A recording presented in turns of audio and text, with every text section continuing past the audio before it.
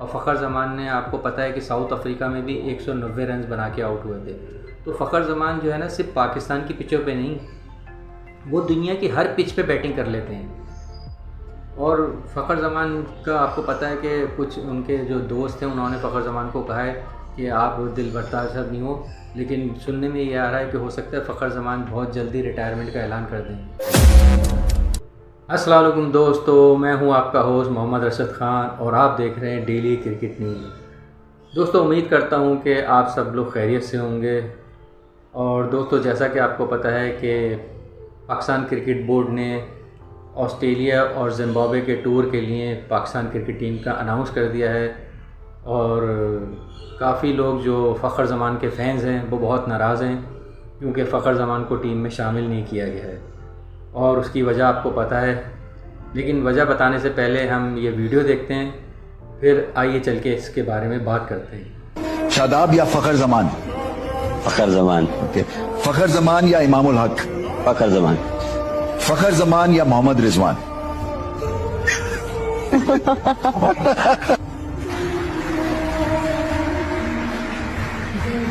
तो जी दोस्तों, आपने वीडियो देखी। वीडियो में फ़न भी है और मोहब्बत भी है। रमीज़ राजा बाबर आज़म से पूछ रहे हैं कि आपको कौन सा खिलाड़ी पसंद है, और उन्होंने 2 से 3 दफ़ा फ़खर ज़मान का नाम लिया और उसका एंड भी यही हुआ। और लोग जो है ना बहुत मुस्कुराए, हंसे बाबर आज़म की मोहब्बत का कि उन्होंने फ़खर ज़मान से, क्योंकि आपको पता है कि उनकी फ़खर ज़मान से बहुत अच्छी दोस्ती है। और कितनी दफ़ा जो T20 के वर्ल्ड कप हुए हैं और वनडे हुए हैं, तो फ़खर ज़मान ने बाबर आज़म के साथ बहुत दफ़ा ओपनिंग की है।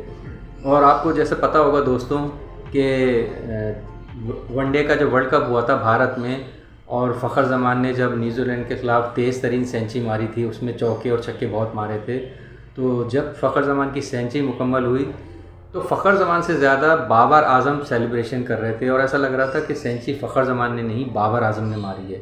तो दोस्तों, उनकी दोस्ती की काफ़ी लोग तारीफ़ करते हैं और वो एक दूसरे के साथ बहुत उनकी अंडरस्टैंडिंग है। ज़ाहिर है कि जब ओपनर आते हैं तो ओपनर की आपस में अंडरस्टैंडिंग होती है, चाहे वो ग्राउंड में हो, चाहे वो ड्रेसिंग रूम में हो, चाहे वो फैमिली के साथ हो। तो अब दोस्तों, जैसा कि आपको पता है कि PCB ने अनाउंस किया पाकिस्तान क्रिकेट टीम के ज़िम्बाब्वे और ऑस्ट्रेलिया टूर का, और उसमें फ़खर ज़मान का नाम नहीं था। तो लोगों को बहुत हैरानगी हुई, क्योंकि आपको मालूम है फ़खर ज़मान एक हार्ड हिटर बैट्समैन है, चाहे वो T20 हो चाहे वनडे हो। वो नंबर 1 हैं इस वक्त हार्ड हिटिंग में, और वो ग्राउंड के चारों तरफ स्ट्रोक खेलते हैं। और खिलाड़ियों के तरह नहीं कि बस एक ही जगह लेग पे शॉट मार रहे हैं, वो ग्राउंड के हर तरफ स्ट्रोक खेलते हैं। और आपको ये पता ही होगा कि जब बाबर आज़म को टेस्ट मैच में ड्रॉप किया गया तो फ़खर ज़मान ने एक ट्वीट किया और उन्होंने कहा कि PCB ने ये अच्छा नहीं किया। बाबर आज़म जो है ना बहुत अच्छा खिलाड़ी है। एक तो उनकी फ्रेंडशिप है, और बाबर आज़म का सबको मालूम है कि बहुत अच्छे प्लेयर हैं, उनके कवर ड्राइव मशहूर हैं। तो जब उन्होंने ये ट्वीट किया तो उसके दूसरे ही दिन PCB ने उनको शोकॉज नोटिस जारी कर दिया कि भाई हम आपको ये शोकॉज नोटिस जारी कर रहे हैं, और आज के बाद अगर आपने नेक्स्ट टाइम PCB के बारे में कुछ कहा तो हम आपको टीम से ड्रॉप कर देंगे। PCB ने ये बात कही थी, लेकिन फ़खर ज़मान को ये नहीं पता चला था कि इन्होंने मुझे वार्निंग दी जाती है तो दूसरी वार्निंग के बाद आपको टीम से बाहर किया जाता है, चाहे वो कोई भी फॉर्मेट हो, कोई भी डिपार्टमेंट हो। तो फ़खर ज़मान जो है ना, उनको वार्निंग दी गई तो फ़खर ज़मान ये समझ रहे थे कि मुझे टीम में वापस खिला लिया जाएगा। लेकिन सबको हैरत हुई, और जब टीम का अनाउंस हुआ तो गैरी क्रिस्टन भी हैरान हो गए, और बाकी दूसरे PCB के जितने कोचेस थे वो भी हैरान हो गए कि उनको टीम से ड्रॉप कर दिया गया, और बाकी जितने उनके फैंस थे वो भी फ़खर ज़मान पे बड़ा हैरान हुए। लेकिन फ़खर ज़मान के सारे दोस्तों ने कहा कि आप प्लीज़ अल्लाह पे छोड़ दें और बर्दाश्त करें, और इंशाल्लाह आपको टीम में ज़रूर वापस लाया जाएगा। और रिजवान भी फ़खर ज़मान को बहुत लाइक करते हैं, बाबर आज़म भी, और पूरा वर्ल्ड जो है फ़खर ज़मान की बैटिंग की तारीफ़ करता है। और जैसा कि आपको पता होगा कि शारजा में T20 वर्ल्ड कप का मैच हो रहा था, तो फ़खर ज़मान ओपनिंग कर रहे थे, और मिचेल स्टार्क को एक ओवर में उन्होंने 4 छक्के मारे थे। मतलब मिचेल स्टार्क एक छोटा मोटा बॉलर नहीं, बहुत बड़ा बॉलर है, उसको 4 छक्के मारना बहुत बड़ी बात है। तो फ़खर ज़मान जो है ना, वो किसी बॉलर को नहीं बख्शते हैं जब वो बैटिंग कर रहे होते हैं। तो और फ़खर ज़मान की ख़ास बात बताऊं दोस्तों, कि फ़खर ज़मान को हर नंबर पे खिलाया गया, ओपनर, वन डाउन, तीसरे नंबर, चौथे नंबर, लेकिन एक ज़रा सी उन्होंने उफ़ तक नहीं करी। उन्होंने एक लफ्ज़ नहीं कहा कि मैं एक बड़ा बैट्समैन हूँ, मुझे ओपनिंग से चौथे नंबर पे क्यों खिलाया जा रहा है, तीसरे नंबर पे क्यों खिलाया जा रहा है, दूसरे नंबर पे क्यों खिलाया जा रहा है। फ़खर ज़मान ने हमेशा पीसीबी का फेवर किया और कभी उन्होंने किसी चीज़ का बुरा नहीं माना। और दोस्तों उसके बाद क्या हुआ कि जब फिटनेस टेस्ट के लिए सारे प्लेयर्स को बुलाया गया, उसमें इमामुल हक थे, कामरान गुलाम थे, सलमान अली आगा थे, रिजवान थे, बाबर आजम थे और फ़खर ज़मान थे और भी खिलाड़ी थे। तो हमने काफ़ी न्यूज़ चल रही थी कि कामरान गुलाम जो है ना, वो उन्हें 4 चक्कर ग्राउंड के लगाने थे और वो 3 चक्कर में ही थक गए और पीसीबी ने उनको सेंट्रल कॉन्टैक्ट में भी शामिल कर लिया और उनको टीम में भी शामिल कर लिया। इसके अलावा और दूसरे इमामुल हक हैं, वो भी काफ़ी जो है ना, उनकी फ़िटनेस का इशू था, लेकिन उनको भी टीम में शामिल कर लिया और बाबर आजम को ऑलरेडी टीम में शामिल ही हो गए। तो जब फ़खर ज़मान की बारी आई तो फ़खर ज़मान शायद 8 या 10 सेकंड लेट हुए थे और उनको ये कह दिया गया कि आप अनफिट हैं क्योंकि आपके घुटने में तकलीफ़ है। हालांकि घुटने में उनके तकलीफ़ नहीं थी, अंदर की बात मैं आपको बता रहा हूँ कि फ़खर ज़मान के साथ कोई फ़िटनेस प्रॉब्लम नहीं है। फ़खर ज़मान की आपने देखा होगा, उनकी रनिंग भी बहुत तेज़ है।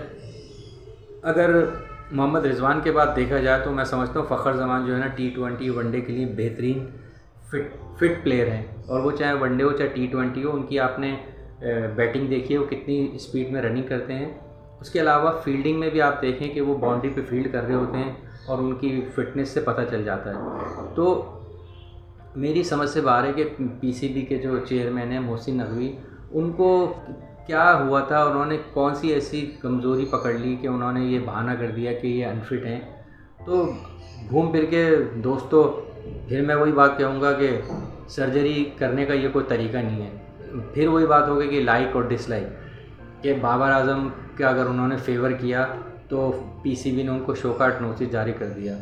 और फ़खर ज़मान का आपको मालूम है कि वो टेस्ट मैच नहीं खेलते हैं लेकिन वनडे और T20 खेलते हैं और ये पाकिस्तान के लिए एक बहुत बड़ा नुकसान होगा कि अगर फ़खर ज़मान को ज़िम्बाब्वे और ऑस्ट्रेलिया के टूर में नहीं लिया गया। उसके अलावा फिर पाकिस्तान का साउथ अफ्रीका का टूर है, वहाँ पे भी T20 वनडे और टेस्ट मैच खेले जाएंगे। और फ़खर ज़मान ने, आपको पता है कि साउथ अफ्रीका में भी 190 रन बना के आउट हुए थे। तो फ़खर ज़मान जो है ना, सिर्फ पाकिस्तान की पिचों पे नहीं, वो दुनिया की हर पिच पे बैटिंग कर लेते हैं। और फ़खर ज़मान का आपको पता है कि कुछ उनके जो दोस्त हैं उन्होंने फ़खर ज़मान को कहा है कि आप दिल बर्दाश्त नहीं हो, लेकिन सुनने में ये आ रहा है कि हो सकता है फ़खर ज़मान बहुत जल्दी रिटायरमेंट का ऐलान कर दें। अगर फ़खर ज़मान ने रिटायरमेंट का ऐलान कर दिया तो पाकिस्तान एक बहुत ही अच्छे खिलाड़ी से हाथ धो बैठेगा। और फ़खर ज़मान अभी 4 से 5 साल पाकिस्तानी क्रिकेट टीम में खेल सकते हैं T20 और वनडे। और फ़खर ज़मान की फ़िटनेस का आपको पता है कि उनकी बैटिंग से पता चल जाता है। एक बैट्समैन इतने लंबे लंबे छक्के मार रहा है तो उसकी फ़िटनेस से पता चल जाता है। आप बाकी खिलाड़ियों को देख लें, इफ्तिखार अहमद को देख लें और बाकी जितने भी खिलाड़ी हैं उनकी फ़िटनेस। तो ये बहुत अफसोस की बात है कि फ़खर ज़मान को टीम से निकाल दिया गया। और दोस्तों मैं आपको एक बात बताऊंगा कि पीसीबी ने तो वर्दी वालों को भी नहीं छोड़ा। जैसा कि आपको पता है कि फ़खर ज़मान जो है ना, क्रिकेट के अलावा और किस डिपार्टमेंट में जॉब करते हैं। तो मुझे हैरत इस बात की है कि इतना यानी लाइक डिसलाइक हो रहा है कि फ़खर ज़मान को टीम से बाहर कर दिया गया। लेकिन सुनने में ये आ रहा है कि मोहम्मद रिजवान ने एक बयान दिया है कि हम फ़खर ज़मान को बहुत जल्द टीम में वापस ले आएंगे। तो दोस्तों हम दुआ करते हैं कि फ़खर ज़मान को टीम में वापस लाया जाए और फ़खर ज़मान जो है ना, ऑस्ट्रेलिया के में T20 वनडे और ज़िम्बाब्वे का जो टूर है वहाँ पे फ़खर ज़मान जाएं और बैटिंग करें। हमारी दुआ है कि फ़खर ज़मान जो है ना, फॉर्म में, उनकी फॉर्म तो हमेशा रहती है। और पाकिस्तान क्रिकेट बोर्ड को ये सोचना चाहिए था कि हमें एक एक्सपीरियंस खिलाड़ी की ज़रूरत है।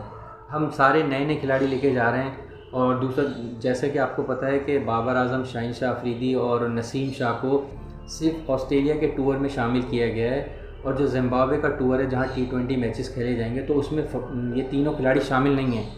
बाबर आजम को भी बिठा दिया। ठीक है, अच्छी बात है कि आप नए खिलाड़ियों को चांस दे रहे हैं। T20 वर्ल्ड कप भी आने वाला है, फिर ICC चैम्पियंस ट्रॉफ़ी भी आने वाली है। तो इसी तरह से सिलेक्शन होगी कि कोई नए खिलाड़ियों को चांस दें और अगर जो नए खिलाड़ी परफॉर्मेंस दें तो उनको टीम में शामिल किया जाए। हमारे पास पाकिस्तान में टैलेंट की कमी नहीं है, हमारे पाकिस्तान में टैलेंट बहुत है, लेकिन टैलेंट को ज़ाया किया जा रहा है। सिर्फ आपने ये देखा कि साजिद खान, और कामरान गुलाम, ये 2 खिलाड़ी थे जिनका टैलेंट पता चला पीसीबी को, और उन्होंने दिखाया कि हम कुछ कर सकते हैं। डोमेस्टिक में उन्होंने विकेटें भी ली, उन्होंने सेंचुरियाँ भी बनाई। तो आप देखें कि साजिद खान और कामरान गुलाम जो है ना टीम में आ गए और उन्होंने परफॉर्मेंस भी दी। तो दोस्तों अब देखना ये है कि पीसीबी जो है ना ये आगे क्या स्टेप लेता है कि फ़खर ज़मान को ऑस्ट्रेलिया के दौरे पे भेजते हैं कि नहीं भेजते। वैसे तो फाइनली टीम का अनाउंस हो गया है और नए नए जो है ना यंगस्टर को शामिल किया गया। बहुत अच्छी बात है कि यंगस्टर को शामिल किया गया, क्योंकि आपने देख लिया कि हमने कितने खिलाड़ियों को चांस दिया, उन्होंने कोई ख़ास परफॉर्मेंस नहीं दी। उसमें धानी को देख लें, वसीम जूनियर को देख लें, नवाज़ को देख लें, इफ्तिखार अहमद को देख लें, इन खिलाड़ियों को इतने चांस मिले, इन लोगों ने कुछ करके नहीं दिया। तो अब बहुत अच्छी बात है कि पीसीबी ने नए खिलाड़ियों को चांस दिए। हम दुआ करते हैं कि जितने भी नए खिलाड़ी हैं या ऑस्ट्रेलिया में परफॉर्मेंस दें, क्योंकि ऑस्ट्रेलिया में मज़ा आएगा, फास्ट पिचें होंगी, बैटिंग करने का मज़ा आएगा और बॉलिंग करने का मज़ा भी आएगा। तो हमारे बैट्समैनों को देखना है कि हम क्या करते हैं, और ख़ास करके बाबर आजम जिनके ऊपर काफ़ी इस वक्त जो है ना वो दबाव है, फैंस का भी, पीसीबी का भी, वर्ल्ड वाइड जो है ना लोग उनके ऊपर क्रिटिसाइज़ कर रहे हैं। तो हम दुआ करते हैं कि बाबर आजम जल्द से जल्द जो है वो अपनी फॉर्म में वापस आएँ। और दोस्तों मैं आपको एक रिकॉर्ड बताऊं कि 2019 में जो पाकिस्तान ऑस्ट्रेलिया के दरमियान वनडे सीरीज़ हुई थी, पाकिस्तान वो सीरीज़ हार गया था, लेकिन उसमें बाबर आजम ने सेंचुरी स्कोर की थी। और ये सेंचुरी 23 साल बाद किसी पाकिस्तानी ने ऑस्ट्रेलिया के ग्राउंड में सेंचुरी बांधी थी।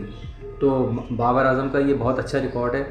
और बाबर आजम का एक रिकॉर्ड और बताऊं कि बाबर आजम की पाकिस्तान में बाबर आजम दूसरे नंबर पे, पहले नंबर पे सईद अनवर हैं जिनकी 20 सेंचुरियाँ हैं। अब बाबर आजम दूसरे नंबर पे उनकी 19 सेंचुरियाँ हैं। और अगर बाबर आजम इन 3 वनडे में कोई एक सेंचुरी बना लेते हैं तो वो सईद अनवर का रिकॉर्ड बराबर कर देंगे। तो ये बहुत अच्छी बात है बाबर आजम के लिए।